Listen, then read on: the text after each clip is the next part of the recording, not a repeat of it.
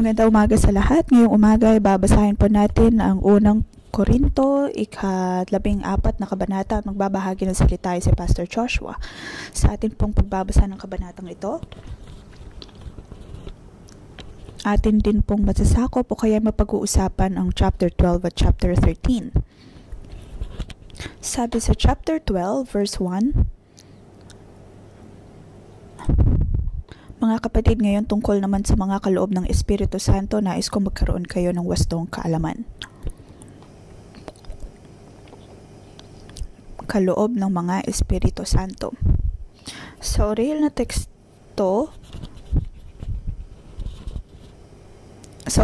teksto, hindi po nabanggit ang tungkol sa kaloob.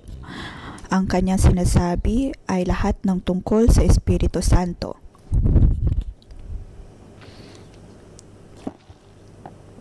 Dahil para sa mga taga-Korinto ay namalaki ang kanilang pagtingin pagdating sa Espiritu Santo. Naroon ang pangangailangan na dapat lahat sila'y magsalita ayon sa Espiritu. Pag-aakala na iyon ang salita ng mga anghel. Na kung ang isang tao ay nagsimulang magsalita in tongues, ibig sabihin siya ay ayon sa Espiritu. Isa pang problema sa iglesia sa Korinto, ang lugar na iyon ay puno ng o kaya ay labis na naapektuhan ng kulturang Griego.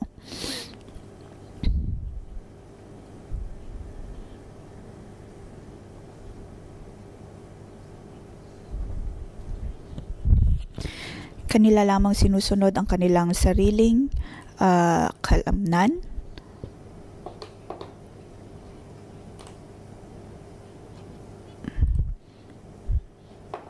At natutulog pa kasama ang kanilang mga magulang o ang asawa ng kanilang napangasawa.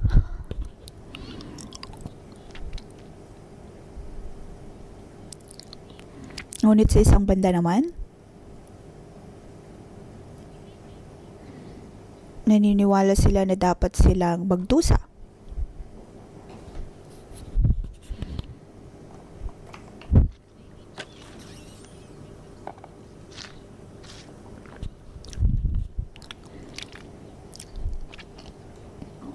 Iyon ang prioridad ng mga taga-Korinto at umabot sa punto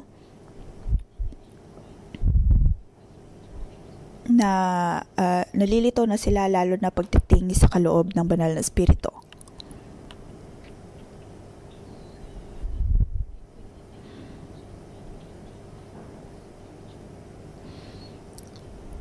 Pagkaakala nila sila ay kumikilos na ayon sa banal na Espiritu. Sa kanilang paggawa nito,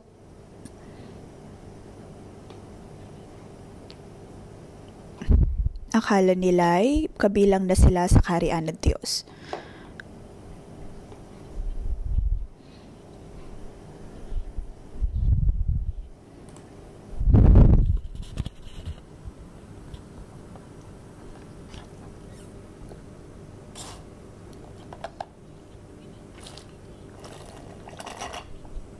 Kaya naman para sa ibang mga kababaihan, ang pag-iisip nila ay sila na ay mga anghel.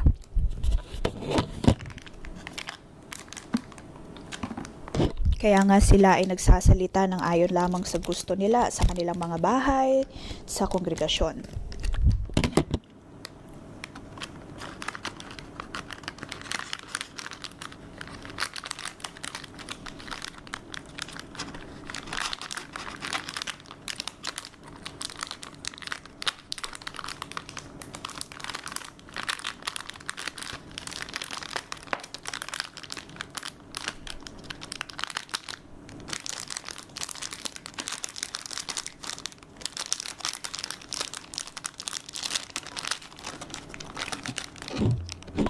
Hanggang sa ito ay aabot na sa kasukdulan at pagsisimula na silang tumanggi pagdating sa pakikipag-ugnayan sa kanilang mga asawa.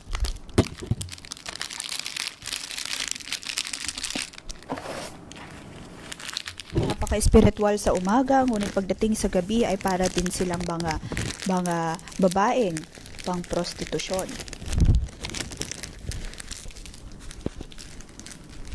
Sila ay maayos ang kanilang pananamit, ngunit magkakaroon ng pakikiapid o kaya magkakaroon ng sexual na ugnayan sa kanilang kapwa babae o kaya naman sa iba't ibang mga lalaki.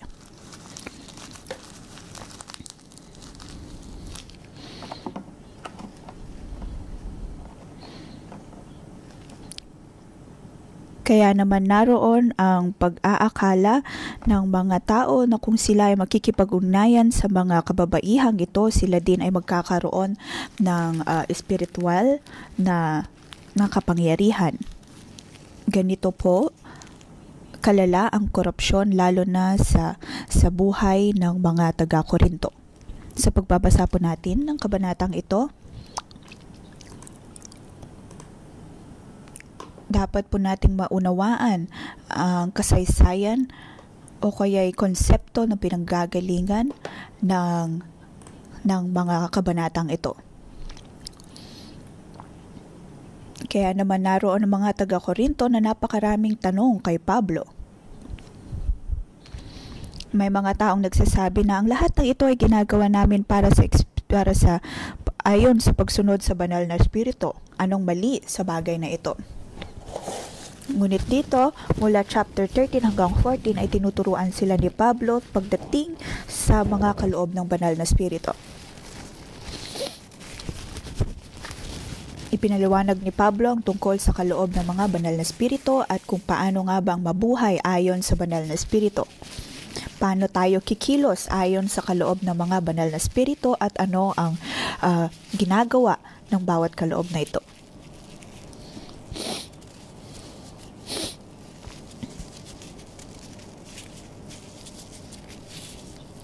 Ang gampanin ng mga kaloob na ito ay hindi para sabihin o kaya para ipagyabang na tayo ay napaka-espiritual. Ito ay mahalagang punto. Naroon ang pagbibigay ng propesiya, ang pagsasalita ayon sa iba't ibang mga wika. Hindi dahil nasa atin ang mga kaloob na ito ay napaka-espiritual natin o kaya napakaganda ng ating espiritual na buhay. Hindi po. Ngunit makikita natin na mga taga-Korinto ay naghahabol sa mga kaloob na ito para lamang sabihin na sila ay mabuti at para sabihin na sila ay espiritual. At sa panahon natin ngayon, ganun din po tayo mag-isip.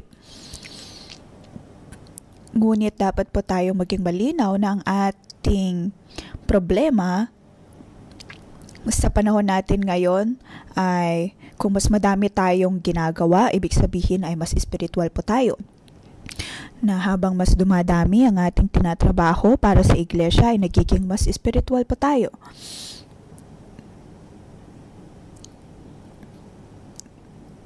Ganito po ang definition natin pagdating sa ating espiritual na buhay. Ating ginagamit ang kaloob na mayroon tayo, ang trabaho na mayroon po tayo upang sukatin kung tayo ba espiritual o hindi. Ngayon, sa pagbabasa po natin sa unang Korinto, tulad ng nabasa po natin ng 1 Corinthians chapter 7,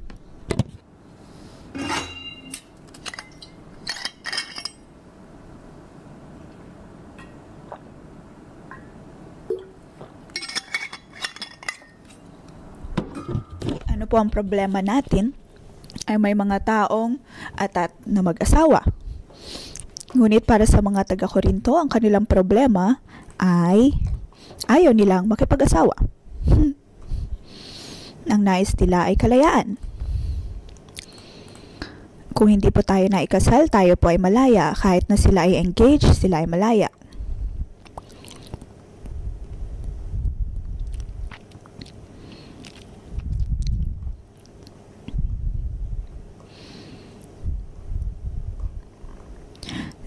Kanilang sinasabi na ang gusto nila ay ang magkaroon ng kalayaan na makipaghiwalay at maging single.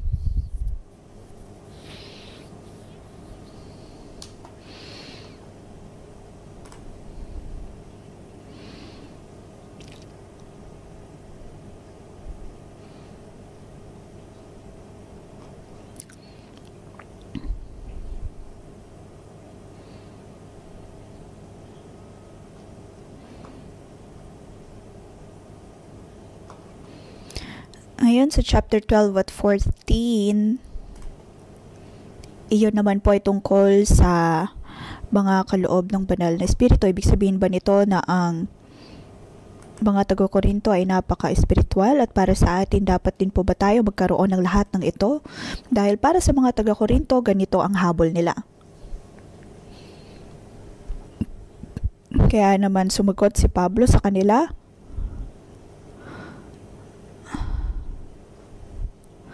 kung susubukan po nating hanapin ang mga bagay na ito, hindi lahat ay naghahabol o kaya ay nagdanais na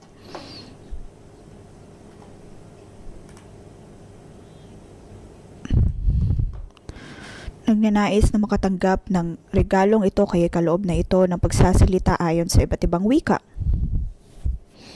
Maaring tayo po ay may ibang nais kumpara sa mga taga-Korinto.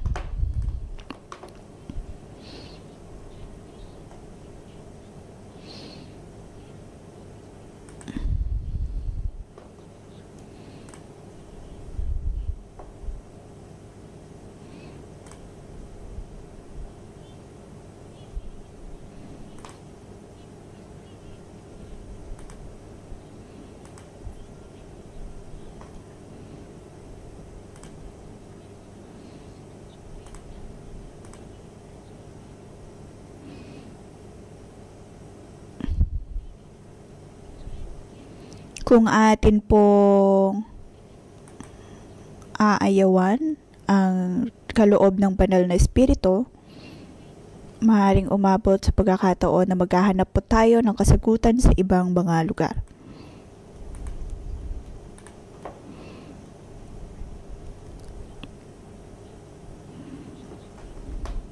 Kaya para kay Pablo at para sa mga taga-Korinto, hindi naman sa ayaw nila ang banal na espiritu dahil sila man din ay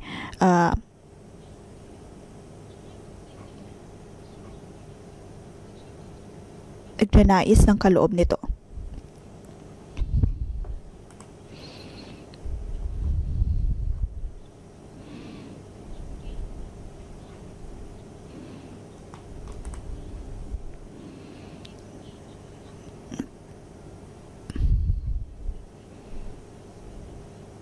Hindi po sinasabi dito dahil dapat nating iwasan ang pagsasabi o kaya pagwika ng ayon sa banal na espiritu. Ngunit wag din po nating isipin na dahil tayo ay mga kaloob mula sa banal na espiritu ay napakataas na ng ating espiritualidad. At hindi po dapat ayon dito ang pagtingin natin sa ating sarili. O kaya ay pag-aakala na mataas ang ating posisyon, ang ating halaga dahil sa mga kaloob na ito.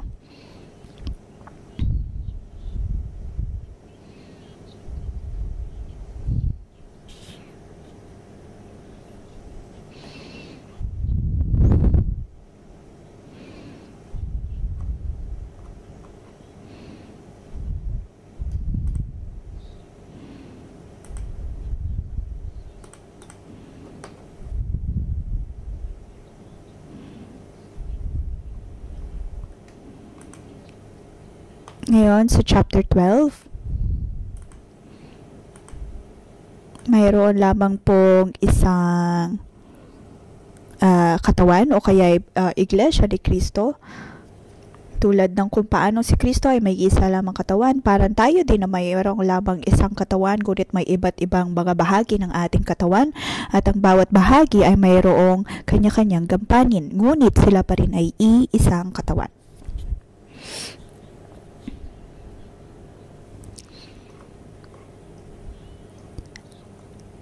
At ang Panginoong Jesus ay ang pinanggagalingan ng lahat ng mga kaloob na siyang ginagamit natin ayon sa ating kampanin.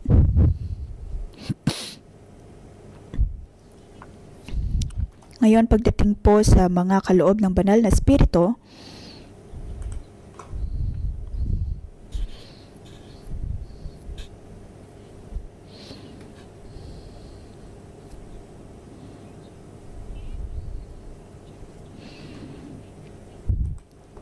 sabi sa chapter 12 verse 28, Naglagay ang Diyos sa iglesia, una ng mga apostol, ikalawa ng mga propeta, at ikatlo ng mga guro. Naglagay rin siya ng mga gumagawa ng mga himala, mga nagpapagaling ng mga may sakit, mga tagatulong, mga tagapangasiwa, at mga nagsasalita sa iba't ibang mga wika. Mapapansin po natin dito na hindi nabanggit dito kung sino ang masigit at sino ang hindi. May mga apostol, may mga tagapagturo, at hindi lahat ay apostol lamang, hindi lahat ay propeta lamang, o maaring nabanggit din na hindi lahat ay nakapagwiwika ayon sa Banal na Espiritu.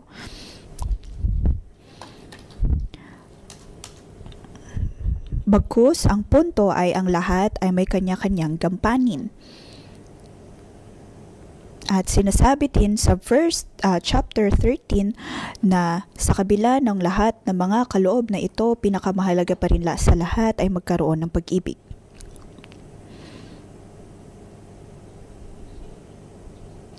Tulad ng aking naibahagi sa Fortress Prayer Meeting,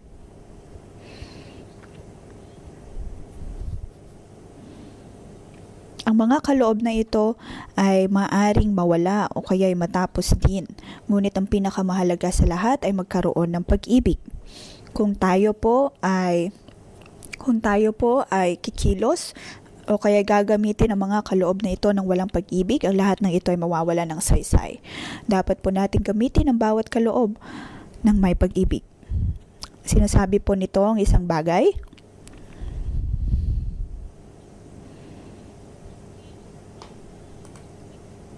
Dapat po natin gamitin ang bawat kaloob ng Diyos ng may pag-ibig. Kung ang tanging habol lamang po natin ay mga kaloob sa Diyos, higit dapat po nating naisin na masabulin ang pag-ibig na nagmumula sa Kanya.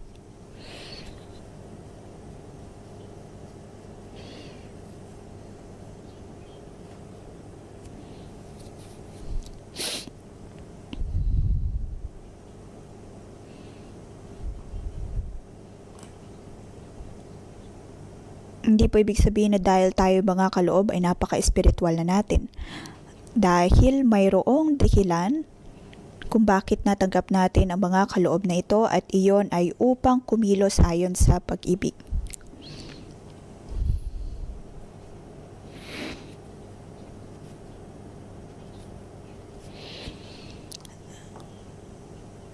Sa chapter 13, naipaliwanag po doon ng pinakamahalaga pa rin sa lahat ay ang magkaroon ng pag-ibig, magkaroon ng pagmamahal.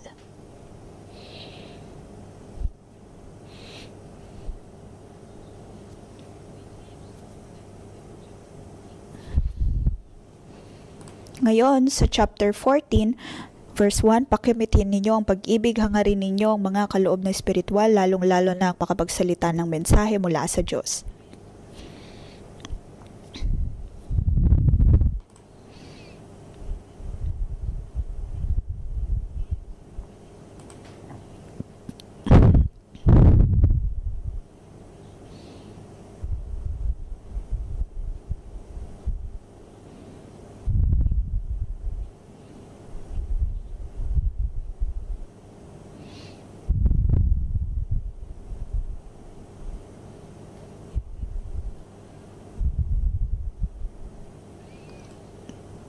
Sinasabi din po dito ang pagsasabi ng mga propesiya.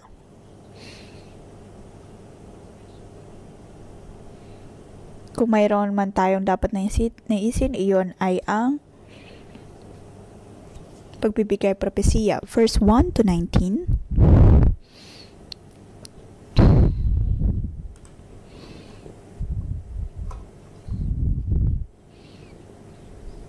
Naisin po natin na magkaroon ng kaloob pagdating sa pagbibigay propesiya kumpara sa pagsasalita labang na ibang wika. Dahil sa atin pong pagpropesiya, ito ay nagpapatibay ng pananampalataya at nagpapalakas ng loob ng tao. Ngunit hindi po ibig sabihin nito na hindi na natin naisin na magwika ayon sa Banal na Espiritu. Hindi po. Verse 2, Ang nagsasalita sa iba't ibang wika ay sa Diyos nakikipag-usap at hindi sa tao sapagkat walang nakakaunawa sa Kanya ngunit nagsasalita siya ng mga iwaga sa tulong ng Espiritu Santo.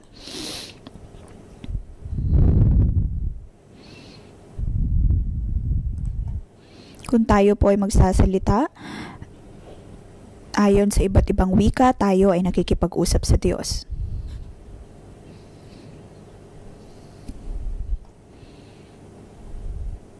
Kung tayo po ay magsasalita ayon sa banal na Espiritu, ay mauunawaan po natin kung paano nangungusap ang Diyos sa atin ang Kanyang bawat pag-uudyok sa atin.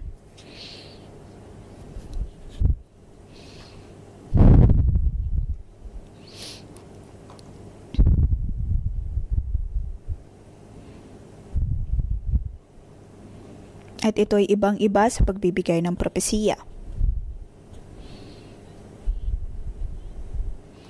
Sa verse 3, sa kabilang dako ang nagsasalita na mensahe mula sa Diyos ay nagsasalita sa mga tao upang patibayan ang kanilang pananampalataya, palakasin ang kanilang loob at sila'y alawin.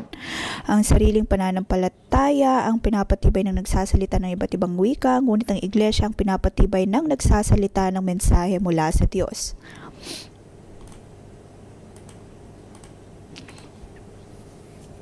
Kaya kung atin pong gagamitin ang ating mga kaloob, iyon po ay uri din ng pag-ibig. Ang paggamit ng ating kaloob ay hindi para sabihin na tayo ay mga anghel, ngunit iyon ay para magpalakas at magpatibay ng iba. Dapat po nating naisin na magkaroon ng mga kaloob na atin pong magagamit sa pagpapatibay ng iglesia at ng mga tao. Nais ko sanang kayong lahat ay makapagsalita ng iba't ibang wika, ngunit mas gusto kong kayo ay makapagsalita ng mensahe mula sa Diyos. Higit na mahalaga ang nagsasalita ng mensahe mula sa Diyos kaysa nagsasalita sa iba't ibang mga wika, maliban na lamang kung may nagpapaliwanag ng kanyang sinasabi upang makapagpatibay sa iglesia. Sa atin pong iglesia, nais ko lamang pong bigyang kalinawan bakit sa iglesia po natin ay tayo ay nananalangin sa iba't ibang wika. Dapat po nating tandaan na kung tayo ay nanalangin sa ganitong paraan, tayo ay nananalangin sa Diyos.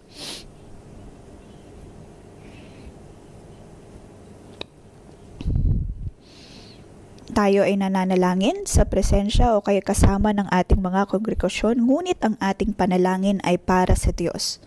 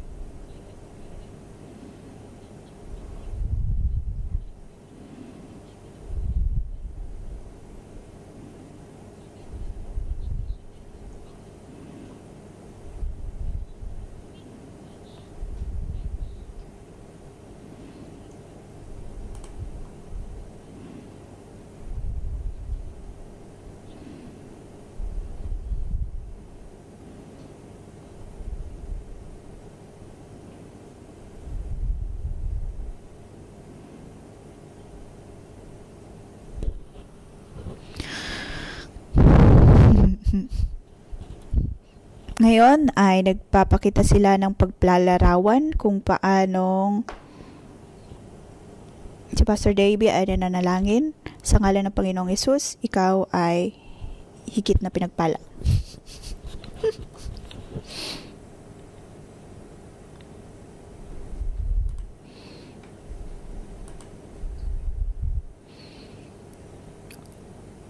Huwag kang matakot, ikaw ay Diyos na ikaw ay taong labis na minamahal ng Diyos.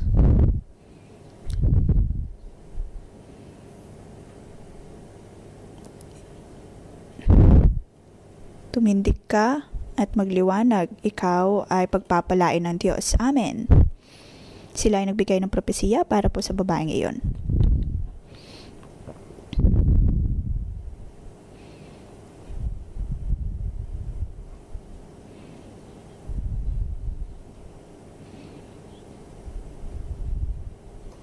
Ang kanyang mga pangangailangan, ang kanyang paghihirap,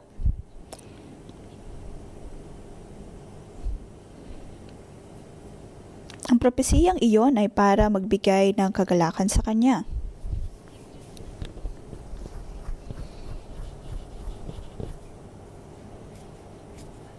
Ito pong sinasabi ni Pablo na kung nais mong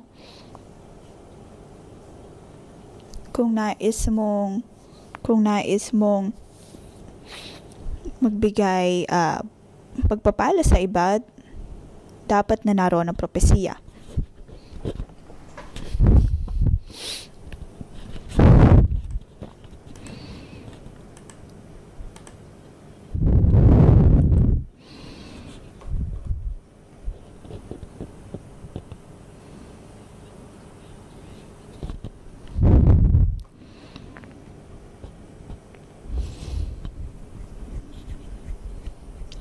Maaring mayroong kapatiran na aakyat sa entablado at nais niyang magsalita ayon sa iba't ibang wika. At ano ang kanyang sinabi? Hindi natin alam. Hindi mo alam, hindi ko alam. Ngunit wag po natin gagawin ang bagay na ito. Dapat po natin itong bigyan ng interpretasyon. Ito ang ibig sabihin ni Pablo. Hindi po ibig sabihin nito na hindi tayo dapat nagsasalita ayon sa iba't ibang wika pagdating sa mga gawain. Hindi po. Ang dapat lamang ay ang mabigyan ito ng interpretasyon.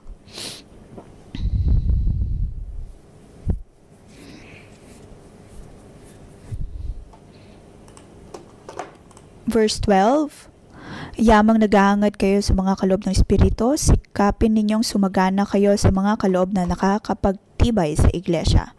Sa original na teksto ay hindi po kaloob ang ginamit. Bagkus ang sinabi lamang ay espiritual.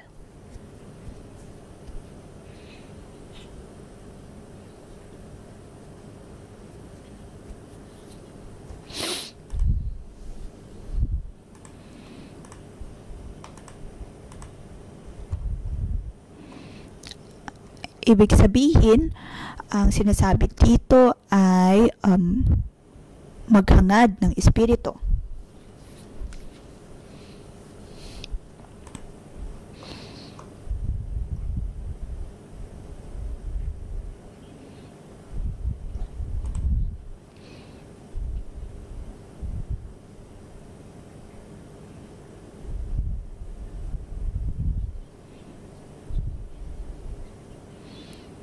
Maghangad ng mga kaloob na baka pagpapatibay sa iglesia.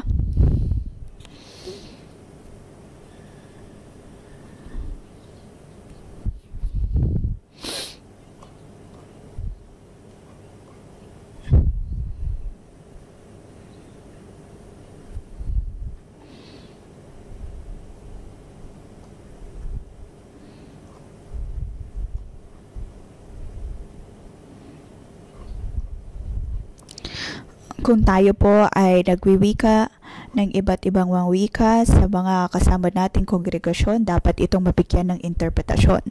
Sabi po dito, dahil dito kailangan manalangin ang nagsasalita ng iba't ibang wika na bigyan din siya ng kaloob na makapagpaliwanag nito.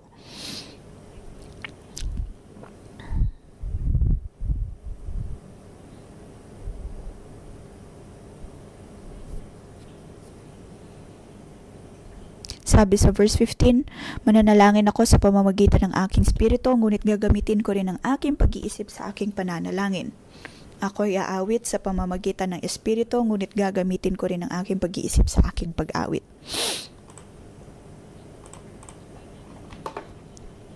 Sa pag-MC ay hindi lamang po tayo dapat basta-basta na magsasalita ayon sa banal na spirito.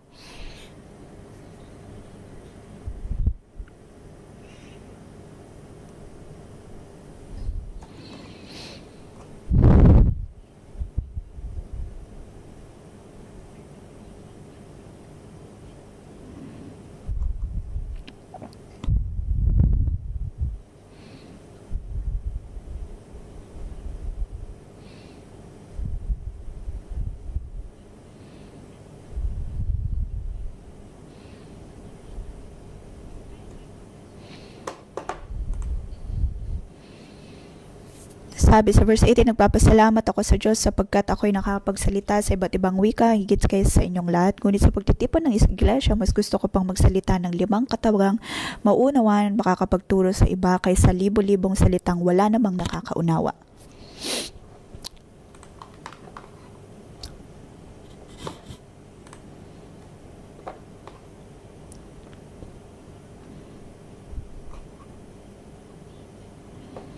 Ang mga propesiya at pananalangin ayon sa iba't ibang wika, ano po ang gampanin nito? Para saan po ang mga ito? Sabi sa verse 20, mga kapatid, huwag kayong magiging-isip bata, maging tulad kayo ng mga batang walang muwang sa kasamaan, ngunit maging tulad kayo ng matatanda sa inyong pag-unawa. Dapat po tayong maging ganap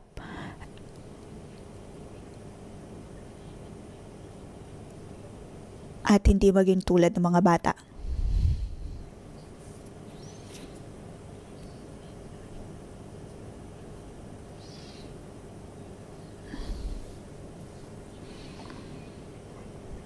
Naisin natin na magkaroon ng maayos na buhay espiritual, magbigay kalakasan sa iba at huwag gumawa ng mga masasama.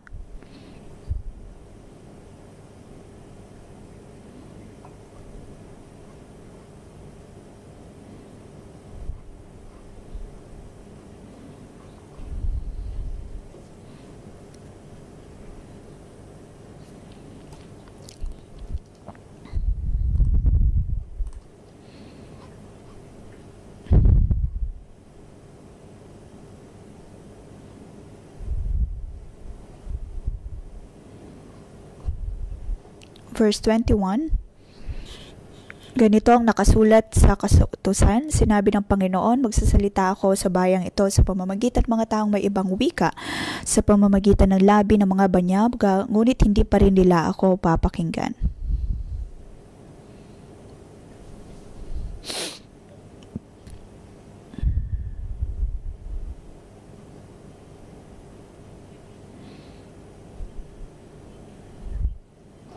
Ibig sabihin po nito ay gagamitin ng Diyos ang iba't ibang lahi upang magwika para sa Kanya.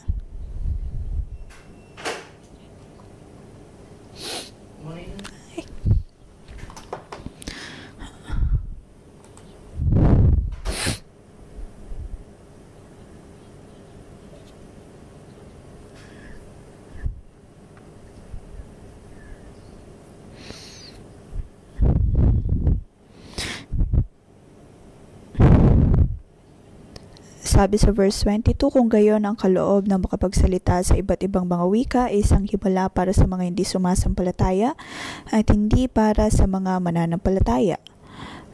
Ngunit ang kaloob na makapagsalita ng mensahe mula sa Diyos ay himala para sa mga sumasampalataya at hindi sa mga di mananampalataya.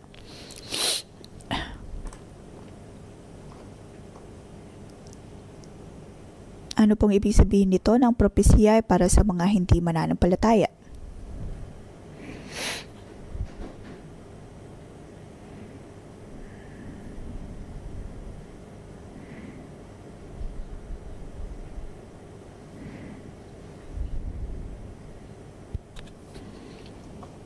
Para sa mga mananampalataya, para sa mga taga-Korinto, sila ay naniniwala na ang pananalangin ayon sa iba't ibang wika ay nangangahulugan na ikaw ay napaka-espiritual. Ang mga ito ay maaaring para din sa mga hindi pa mananampalataya. Isang senyales para sa mga hindi mananampalataya.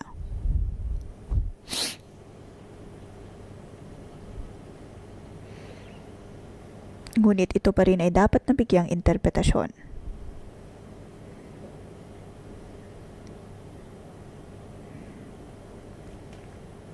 Dahil kung hindi ito mabibigyang interpretasyon, wala pong makakaunawa nito.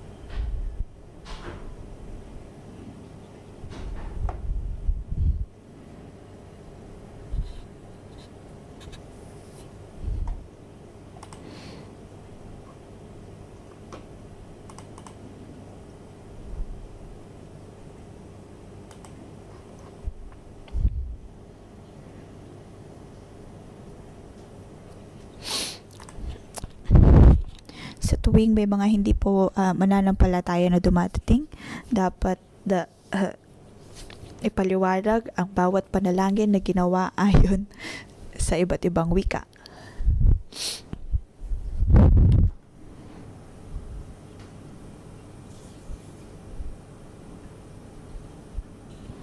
Verse 24, ngunit kung ang lahat ay nagsasalita ng mensahe mula sa Diyos at dumating doon ng isang taong walang gayong kaloob o hindi sumasampalataya, malalaman niyang siya ay makasalanan, hatulan siya ng lahat ng kanyang naririnig. At mabubunyag ang mga lihim ng kanyang puso, kaya't luluhod siya, sasamba sa Diyos at sabihin niyang tunay ngang kasama ninyo ang Diyos.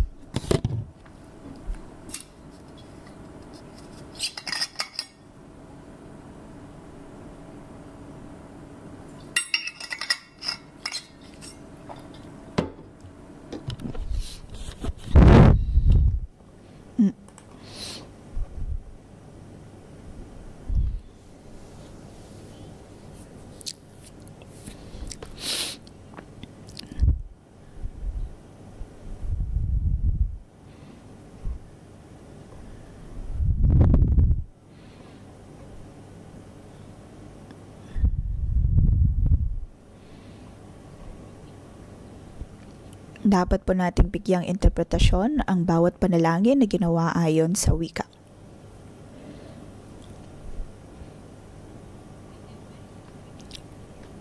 Verse 26 hanggang 40. Sa mga gawain, ang bawat isa ay may kanya-kanyang kaloob. Ang bawat isa ay nais gamitin ng kanyang kaloob, ngunit ano ang dapat nating gawin?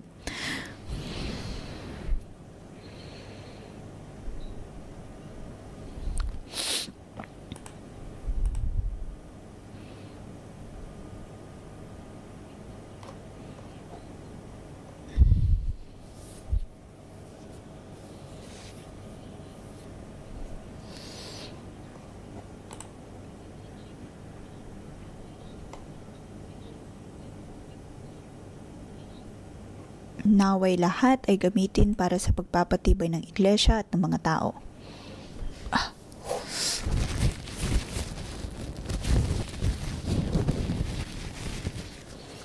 Ang lahat ay para sa pagpapatibay at pagpapalakas ng ibang tao.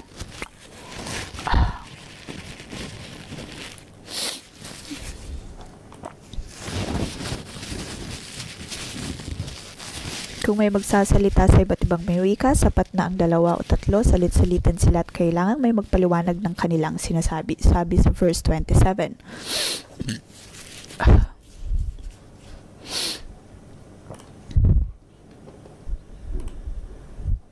Kung tayo po ay magsasalita ayon sa iba't ibang wika,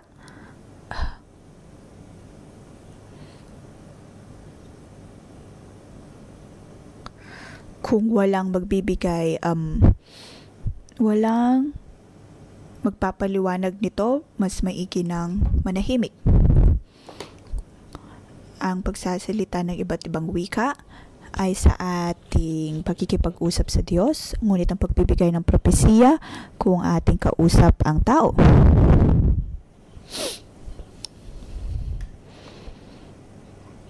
Hindi ko sasabihin kay Simo na siya'y mahal ko sa pamamagitan ng iba't ibang mga wika. Sa ating curator staff meeting, hindi po tayo makikipag-usap ng ayon sa iba't ibang wika. Dahil ginagamit lamang po natin ito sa pagkikipag-usap sa Diyos at upang mapatibay ang ating sarili.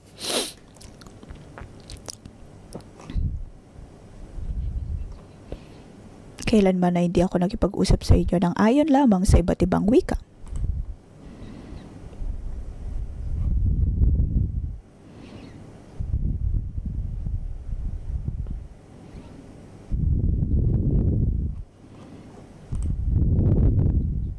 Hayaang magsalita 2 o 3 tao na tumanggap ng kaloob na makapagsalita ng mensahe mula sa Diyos at timbangin naman ng iba ang mga sinasabi nila.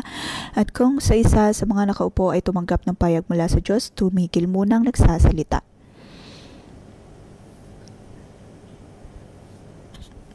Ang Diyos ay hindi Diyos ng kaguluhan kundi ng kapayapaan.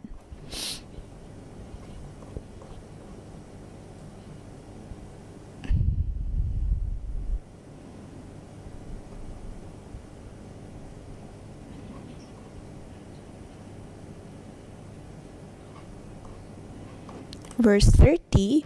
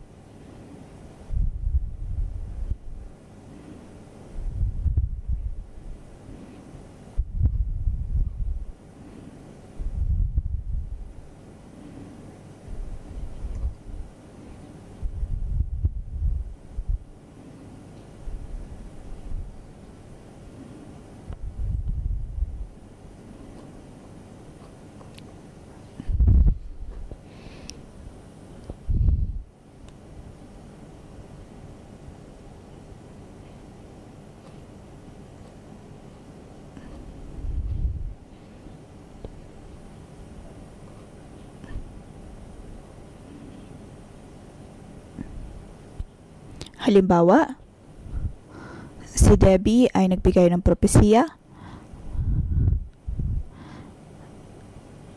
si Ahong ay papakinggan iyon at magbibigay din ng kanyang propesiya.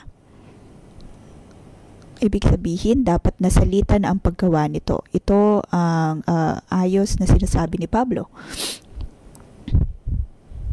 Huwag lamang magsalita ng sabay-sabay dahil ito ay magdadala ng kaguluhan.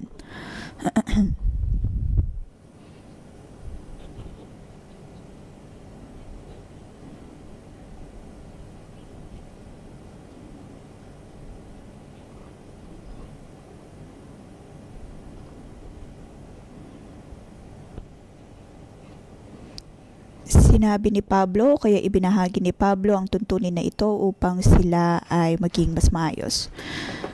Verse 34 hanggang 36. Ang mga babae sa pagtitipon sa iglesia.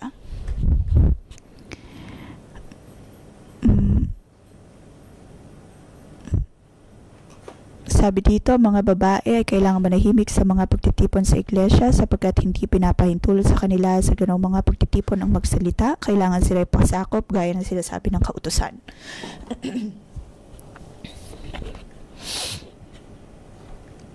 Hindi po dapat sila maging katulad ng kung paano sila sa loob ng templo.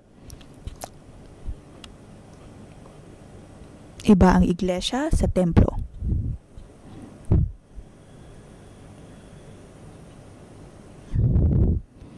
Ngunit hindi po ibig sabihin nito na sa mga pagtitipon ng mga kababaihan ay hindi maaaring magsalita.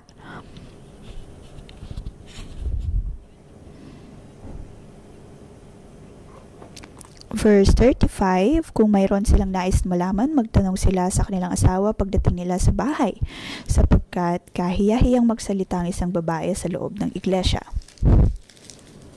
Verse 35.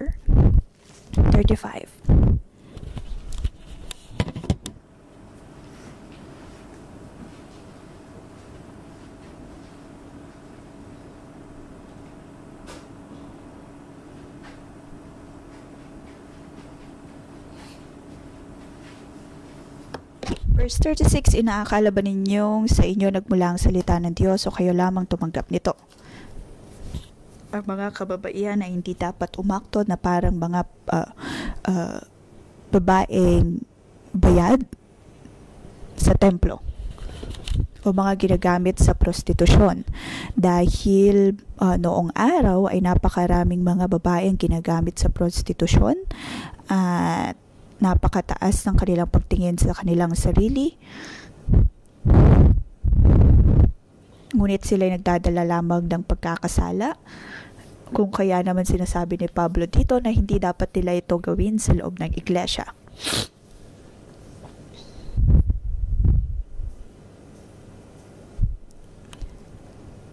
Mayroon silang konsepto na sila'y may kinalaman sa mga anghel, ngunit ito ay ayon lamang po sa kanilang mga paniniwala. Kung kaya naman sila ay itinatama ni Pablo.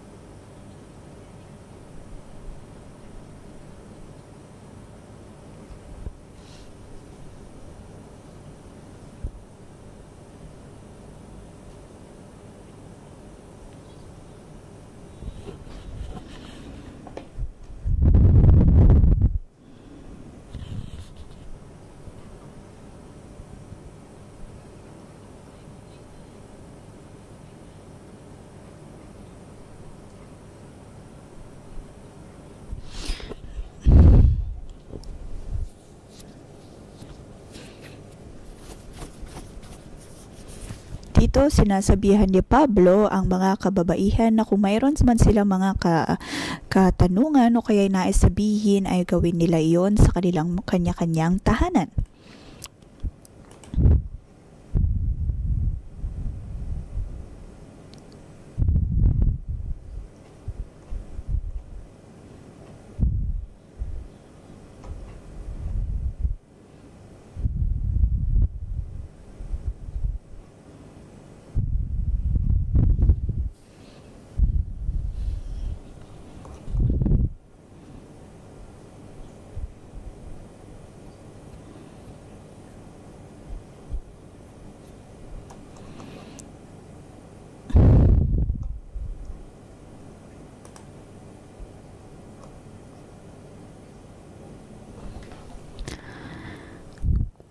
Hindi po ibig sabihin nito na mga kababaihan din sa mga panahon natin ngayon ay dapat natakpan lagi ang kanilang ulo at wala na sa kanila ang maaaring magsalita. Hindi po iyon ang sinasabi ni Pablo.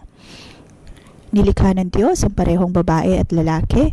Kailangan ng babae ang kanilang mga asawang lalaki at ganoon din ang mga lalaki ng kanilang asawang babae. Ang bawat isa pa sa atin ay may kanya-kanyang bukod tanging gampanin at papel at mga kaloob. Binigyan din sila o ang mga kababaihan ng kaloob na mula sa Diyos.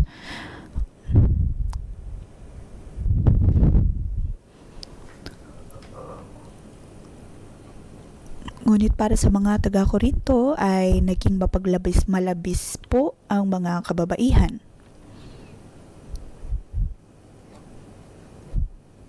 Kung kaya naman sila ay tinatama ni Pablo. Naway tulungan po tayo ng Diyos. Pamuli, kanyang sinasabi dito.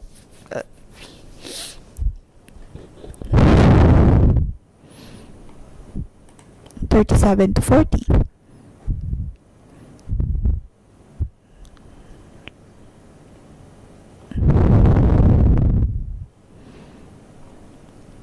Kung inaakala ni man na siya propeta o mayroong spiritual na kaloob, dapat niyang kilalanin ang sinusulat ko sa inyo ay utos ng Panginoon.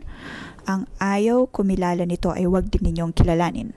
Kaya mga kapatid, hangaran ninyo na makapagsalita ng mensahe mula sa Diyos, ngunit huwag naman ninyong ipagbawal ang pagsasalita sa iba't ibang mga wika. Kaya lang gawin ninyo ang lahat ng bagay sa wasto at maayos na paraan. Ano ang dapat po nating maunawaan mula sa kabanatang ito?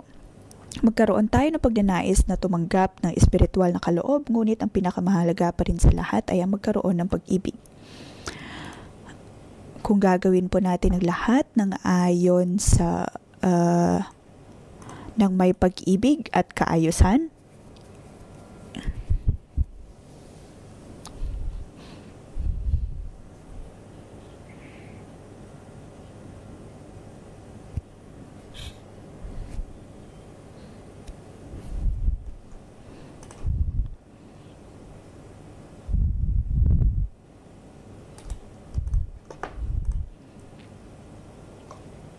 maging maingat po tayo pagdating sa mga kaloob na ating ginagamit.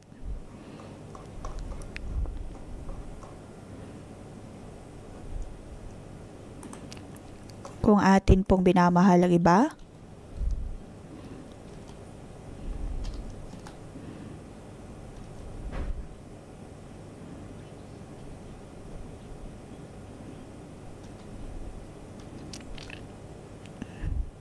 ang banal na Espiritu ay atin pong matatanggap at siyang magbibigay sa atin ng kalakasan at kasagutan. Naway pagpalain ng Diyos ang ating iglesia na maging mapuno ng kaloob na nagbumula sa banal na Espiritu, ngunit maging puno din ng pag-ibig. Atin pong purihin ang Diyos.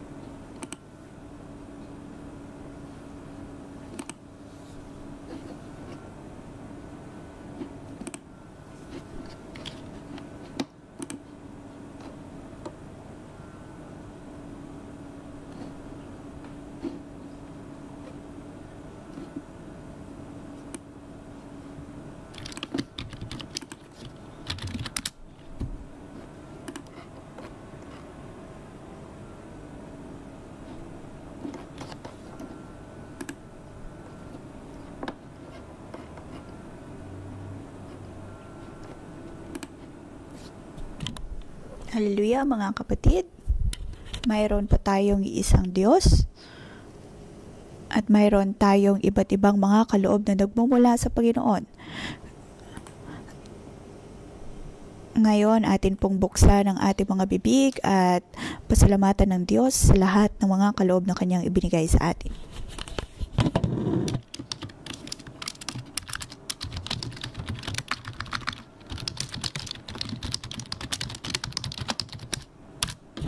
Panginoon, ako ay nagpapasalamat sa iyo. Salamat sa iyong pagbibigay ng iba't ibang uri ng mga kaloob.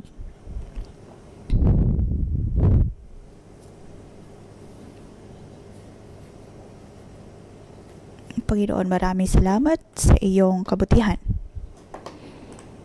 Pinupuri kita at pinapasalamatan.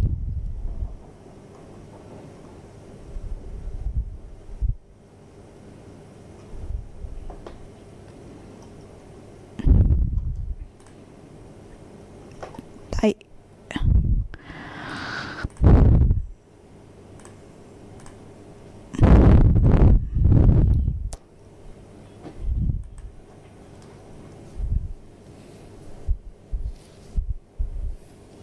maaring may mga ilan po sa atin na hindi natutuwa sa ating mga kaloob at nagkakaroon ng pagkukumpara. Ngayon,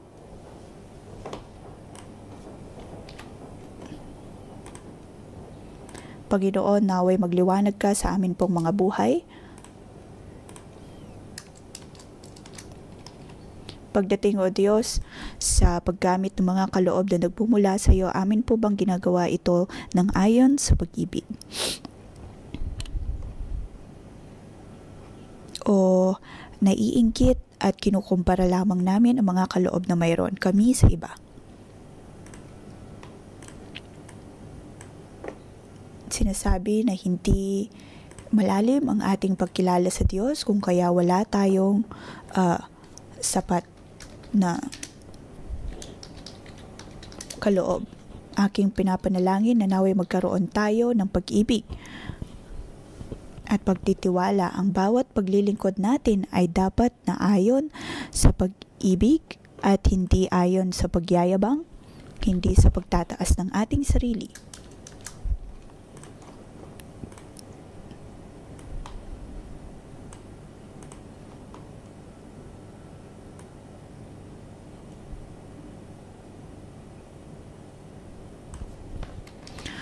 Noong una ay aking iniisip na ako ay napaka-espiritual at pag-aakala na ang bawat kong paglilingkod ay nagbibigay kaluguran sa Diyos. Ngunit mga kapatid, kung sa tingin ninyo ay mayroon din kayong mga kabaluktutan sa inyo at ang inyong ginagawa ay hindi ayon sa pag-iibig, bagkus ay ayon sa pagyayabang upang maitaas lamang ang sarili, naway humingi tayo ng tawad sa Diyos at sabihin sa Kanya na ang nais natin ay maglingkod ayon sa pag-ibig.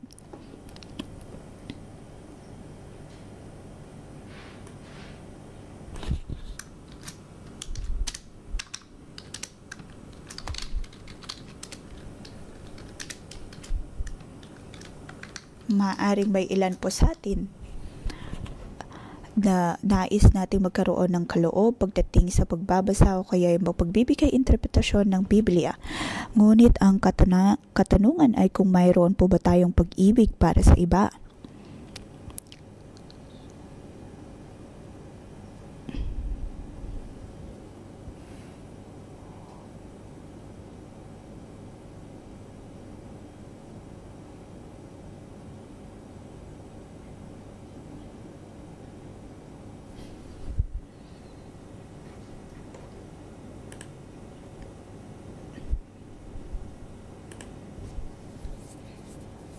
Ang atin po bang sisidlan ng pag-ibig ay puno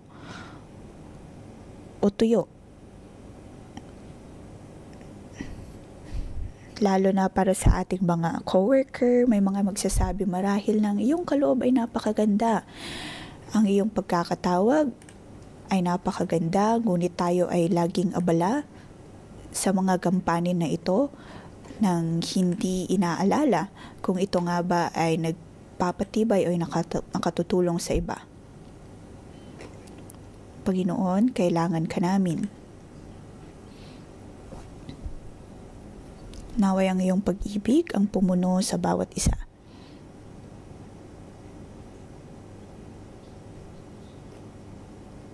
Nang ikaw ay nasa mundo, O Diyos, mayroon kang pag-ibig para sa mga tao. Ikaw ay nagpalayas ng mga demonyo dahil mayroon kang pag-ibig para sa amin.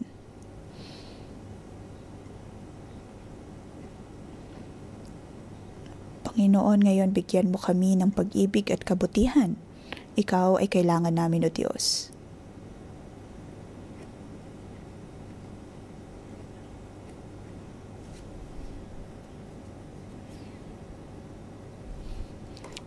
Panginoon, tanggalin mo ang aming pagiging abala, ang aming kapaguran, bagkus ay hayaan mong mapuno kami ng iyong pag-ibig.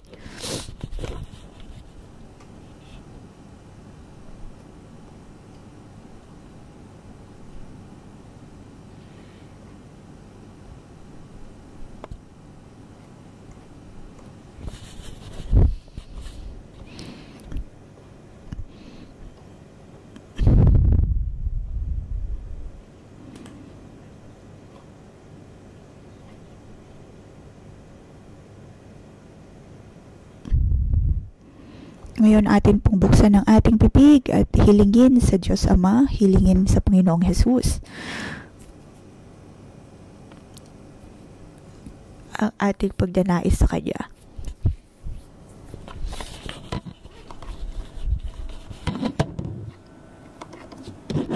Panginoon, sinasabi mo na ikaw ay Diyos ng pag-ibig. Tulungan mo kami na maging lingkod din na puno ng pag-ibig.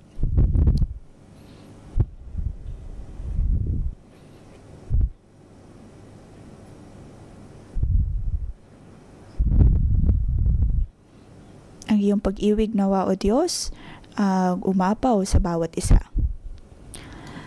Amin pong inaamin, O Diyos, na kami ay kulang palagi ng pag-ibig, kung kaya naman punuin mo kami ng iyong pag-ibig.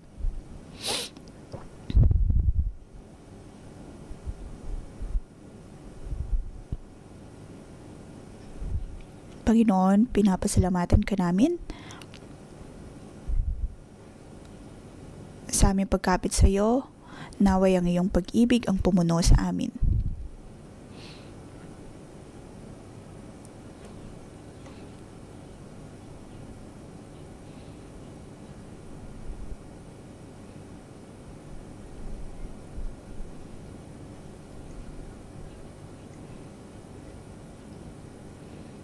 Ngayon ay nais po naming ipanalangin ang mga tao na hindi pa nakakatanggap ng kaloob ng pananalangin ayon sa iba't ibang wika. Naway matanggap po ninyo ito.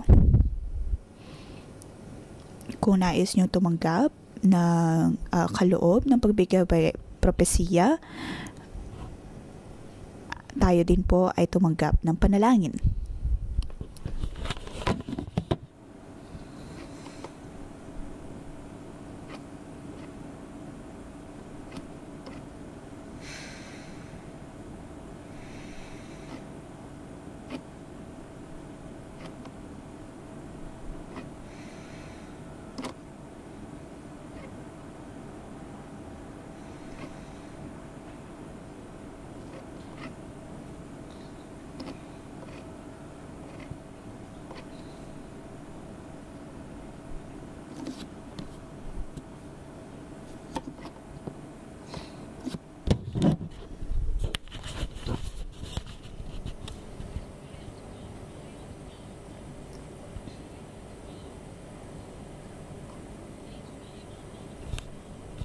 Sabihin po natin sa Diyos na nais pa natin ng higit pa mula sa Kanya.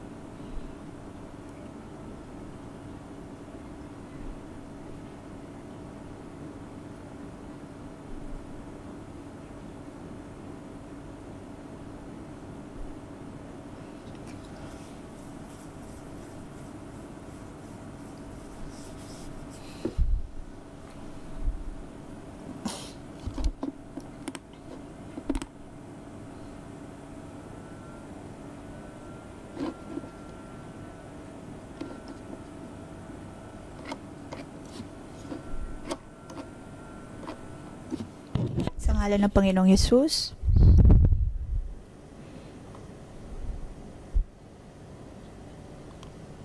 naway ang bawat nating spiritual antenna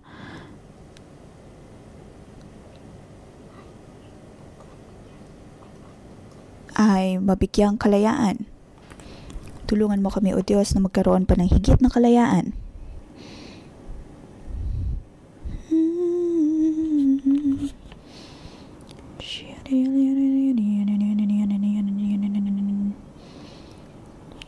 Panginoon, ang lahat ng mga bagay na nagiging dahilan upang hindi namin matanggap ang iyong kaloob, naway matanggal ang lahat ng ito.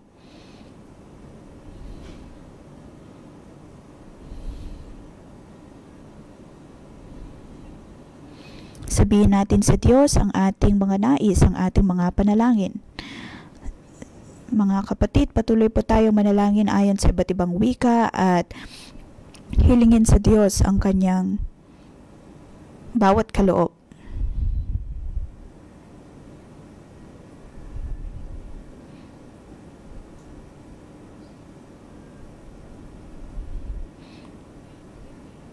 Kung tayo po ay nakatanggap na, tayo po ay magpasalamat sa Diyos at purihin natin ang Diyos.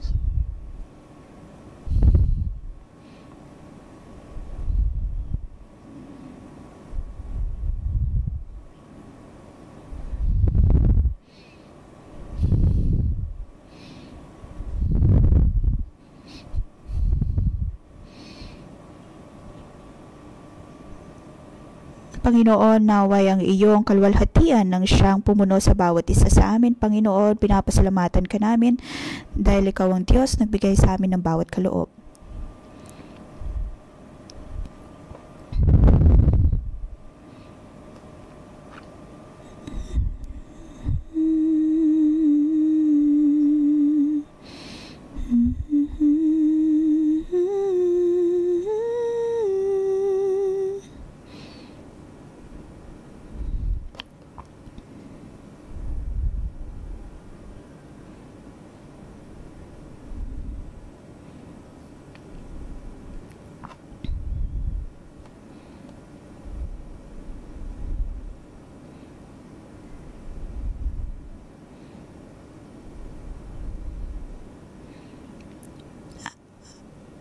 Amin mong iniimbitahan na atin pong ipanalangin ang bawat nating branch church. Tayo po ay tinawag na 611 Church.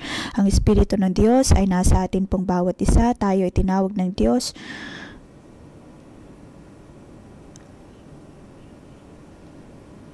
upang magkaroon ng iba't ibang mga espiritual na kaloob. Ngayon, atin pong ipanalangin na naway tulungan ng Diyos ang bawat branch church na tanggapin ang bawat kaloob na ito.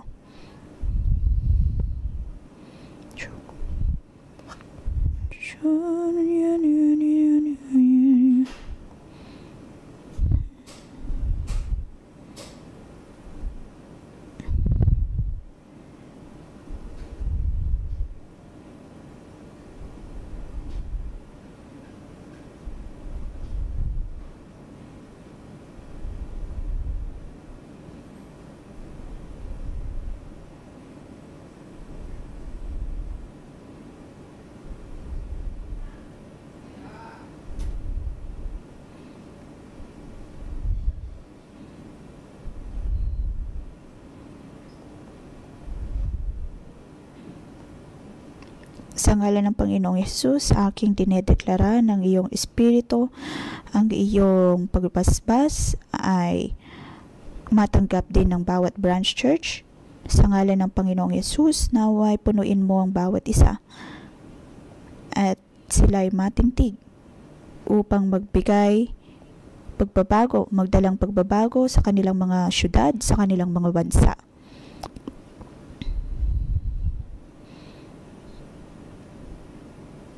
Panginoon, ayon sa mga kaloob mo, naway patuloy kami sa aming paglilingkod sa ngalan ni Jesus. Amen.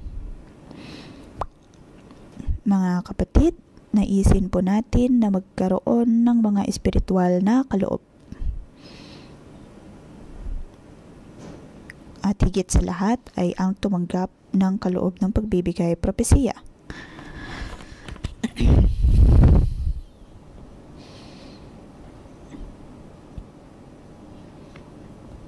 Ayon sa pag-ibig, bibigyan po tayo ng Diyos ng iba't ibang mga kaloob. Tayo ay ang kanyang iglesia.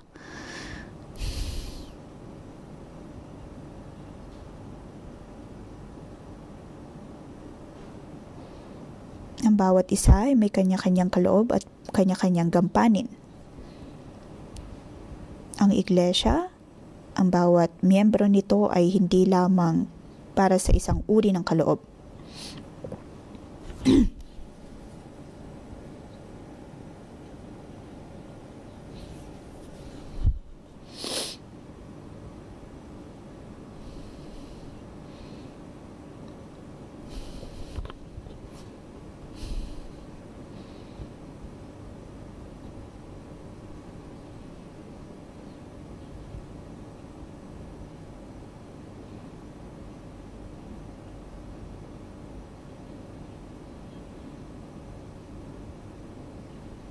Atin pong ipikit ang ating mga mata, ating ipanalangin para ang ating sarili, ang ating iglesia, mga bawat branch church.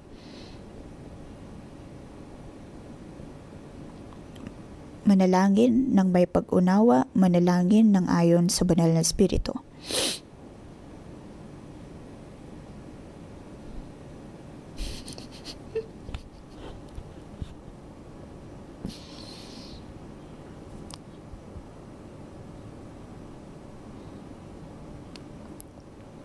Panginoon, naway bigkalubog sa amin ang iba't ibang uri ng espiritual na kaloob dahil kami ang iyong kinatawan.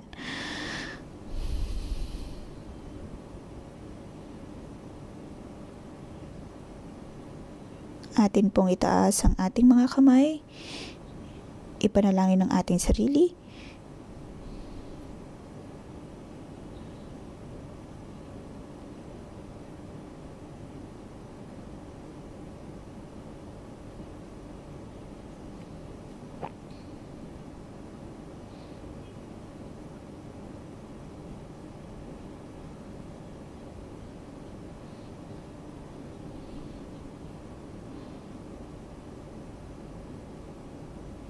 Panginoon, tulungan mo kami.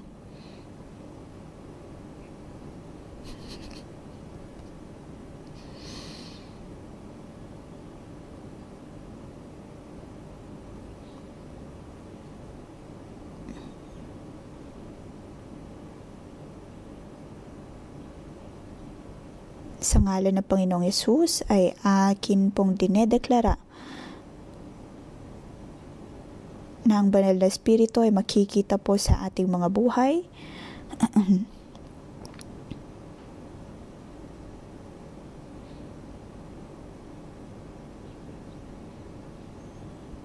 Ang iba ay pinagkalooban ng Diyos ng kaloob ng pagbibigay propesiya, pananampalataya.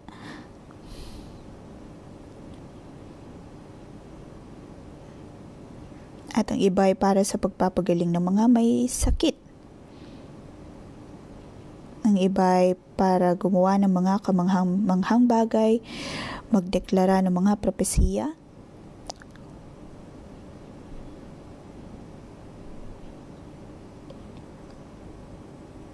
At pagbibigay kapaliwanagan para sa mga ito.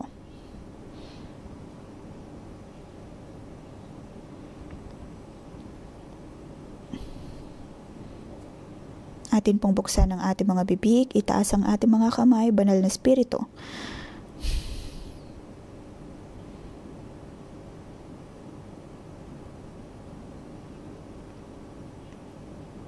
Ang lahat ng mga kaloob na iyong ibinigay sa amin, naway maipagkaloob mo din sa amin. Bigyan mo kami, O Diyos, ng mga kaloob na ito.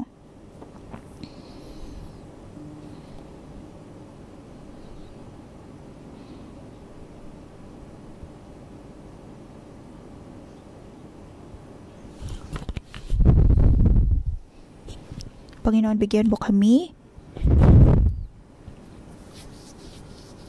ng kaloob na kayang magbigay ng mga propesiya at manalangin ayon sa iba't ibang wika, magbigay ng kapaliwanagan dito.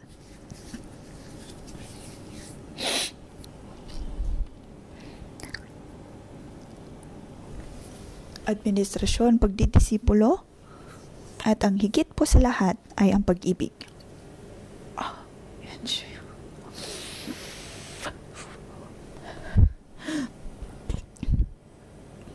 Pinapanalangin namin, O Diyos, na bigyan mo din kami ng mga apostol, ng mga taga-ebanghelyo, ng mga propeta, maggagawa ng kamanghang bagay, pagpapagaling, administrasyon, at iba't iba pang uri ng mga wika. Kaloob mo sa amin, O Diyos, ang mga regalong ito ayon sa iyong kalooban. Amin din pong ipinapanalangin na lahat ng branch church ay makatanggap nito, O Diyos, na ang bawat isa ay mapuno ng iyong banal na Espiritu. Kami ay tatanggap mula sa iyo. At ayon sa pananampalataya, O Diyos, kami ay makakatanggap.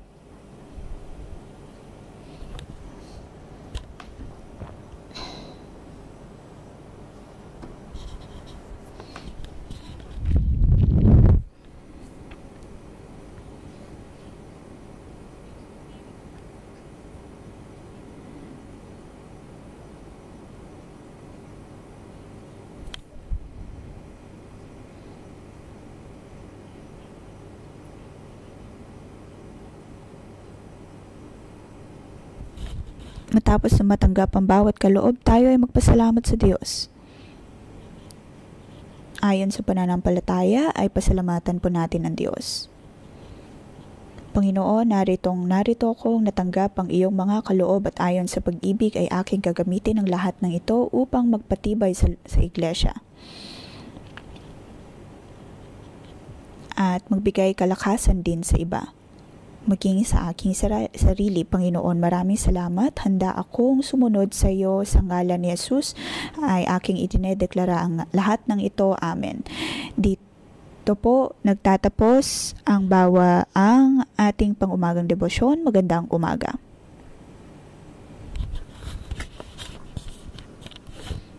Kayo ay mapupuno ng pag-ibig, pananampalataya, kalakasan at pag-asa. Kayo ay magiging kinatawan ni Kristo. Pagpapalain kayo sa ngalan ni Jesus. Amen.